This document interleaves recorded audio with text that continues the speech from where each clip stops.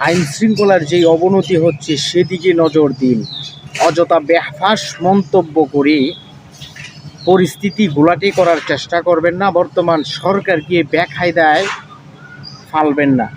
সুতরাং আল্লাহর দেওয়া বিধানকে মধ্যযুগীয় আইন শাসন ব্যবস্থা বলে কটাক্ষ করা, শরিয়া আইন বিরোধী এভাবে মন্তব্য করা আপনার উচিত হয়নি বলে অন্তত আমি মনে করি। এই আল্লাহর দেওয়া বিধান নবী রাসূল সাল্লাল্লাহু আলাইহি সাল্লাম যেভাবে দেখিয়েছে শরিয়া আইন শাসন ব্যবস্থা, সেটি মধ্যযুগীয় শাসন ব্যবস্থায় সীমাবদ্ধ থাকবে তা হতে পারে না।